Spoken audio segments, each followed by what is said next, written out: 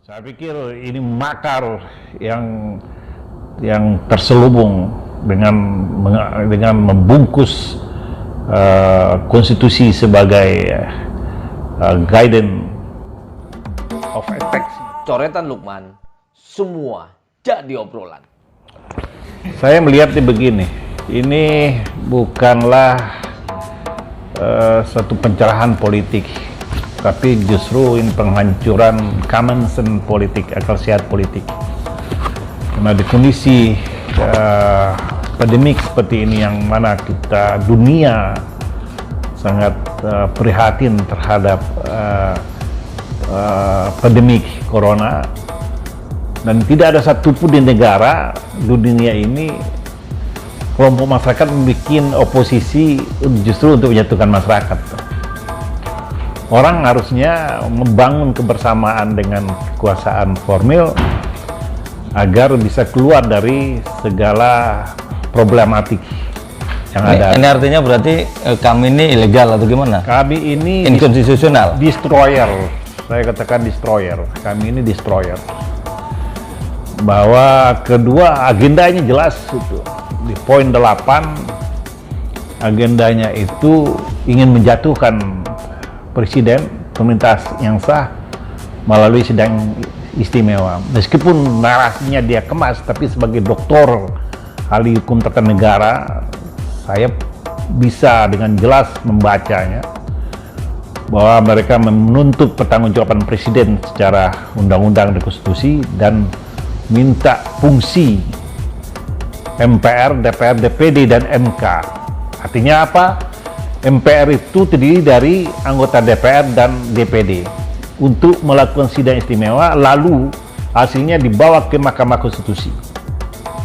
Jelas itu agendanya. Dari 8 agenda itu sebenarnya satu yang dituju bahwa pemerintah ini gagal. Pemerintah Jokowi dianggap sudah gagal, telah melakukan crime to state, kejahatan terhadap negara, maka dia harus dimakzulkan, di impeachment. Itu sebenarnya yang saya lihat dari koalisi menyelamatkan Indonesia hari ini. Artinya berarti poinnya kami ini mereka tujuannya untuk melengsarkan Jokowi begitu? Presiden mau di impeachment, minta di impeachment, minta dilenserkan, dimakzulkan dengan sidang istimewa. Tapi impeachment itu kan datangnya dari dalam parlemen. Kalau dari luar nggak ngaruh dong? Mereka akan mendesak MPR tuh, seperti zaman Gus Dur. Mereka akan desak MPR supaya membuat sidang istimewa, lalu dijatuhkan tuh, seperti Gus Dur. Mereka ingin bikin skenario seperti Gus Dur. Oke, tapi kalau nggak dari poin-poin 8 tuntutan itu kan salah satunya adalah soal kondisi ekonomi dan sebagainya. Faktanya kan mungkin saat ini seperti apa sih? Itu kemasan semua. Dalam dunia kondisi sekarang pasti pertumbuhan ekonomi minus dimanapun di dunia itu. Di Singapura juga minus, di Filipina, di Malaysia, semua minus. Nggak ada ekonomi dunia ini yang tumbuh gitu. Tapi abang kira-kira sekarang kan karena ada di PDI posisinya, abang tuh waktu itu juga nyalek di PDI. Andai kan abang bukan dari kelompok pemerintah, artinya mungkin abang kan sama dengan mereka. Saya kan tidak memiliki lagi otoritas apapun. Saya bukan pengurus partai, saya juga bukan karyawan Jokowi. Saya orang yang independen, menilai dengan hati nurani. Artinya abang bukan karena nggak ada urusan. Saya pernah mencaleg di PDI, saya anggota partai betul, tapi saya bukan struktur partai itu. Saya bukan struktur partai PDI, dan saya bukan orang yang diberi kekuasaan oleh pemerintah, bukan pula orang yang mewakili pemerintah itu. Nggak ada urusan dengan saya itu. Tapi ada orang bilang juga bang, ini Bang Kapitra kalau suara-suaranya kenceng lagi ada maunya nih, kan denger-denger mau dari reshuffle nih, jangan-jangan abang juga ke situ arahnya. Harusnya dari kemarin gua udah dikasih jabatan tuh, karena gua berdarah-darah bela Jokowi tuh. Ternyata kan nggak ada. Terus gua nggak ngamuk-ngamuk tuh, gua nggak marah-marah sama presiden. Dulu saya minta itu supaya jadi jasa agung tuh, nggak dikasih juga nggak apa-apa.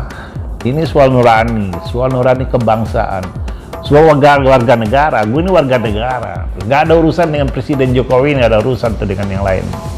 Tapi ya kondisi seperti ini, kenapa sih kita tidak mencoba menutupi kekurangan pemerintah dalam penanganan COVID dengan gerakan-gerakan, dengan karya-karya yang bisa menyelamatkan rakyat Indonesia itu dari COVID. Itu dulu dong menjadi fokus kita. Oke, jadi menurut Abang itu mereka ini kenapa sampai deklarasi itu? Pertama, saya ngelihat ini kumpulan sebagian besar orang yang power syndrome. Kedua, orang yang mengalami megalomania, merasa besar tuh ya, merasa benar sendiri itu. Dan ketiga, mungkin juga ada sebagian yang merasa sakit hati, apakah karena termarginalkan atau pernah di PHP, ya kan, dan sebagainya, bisa saja. Tapi ini latar belakangnya kan personal betul, bukan latar belakang kebangsaan, kepedulian pada bangsa. Tapi kan ini bukanlah menyelamatkan Indonesia, ini menyelamatkan eksistensi yang mulai redup tuh. Artinya mereka bahasa warung kopinya bahwa mereka itu lagi cari muka di publik itu. Mereka ingin merebut kembali pasarnya tuh, di masyarakat. Jadi jangan diikuti yang begini tuh, karena tidak ada sense of nation gitu ya. Ini agak menarik nih, Abang tadi menilai bahwa salah satunya diantara adalah mereka mungkin di PHP atau sakit hati, atau memang dari mereka ada yang pernah dijanjiin sesuatu dari penguasa ini, Bang? Pernah dengar itu? Saya dengar ada sebagian orang yang pernah dijanjikan dari menteri dan sebagainya. Siapa tuh? Ada, dan ada juga ada beberapa orang yang sakit hati. Sakit hati dengan Pak Jokowi lah, dengan pemerintah.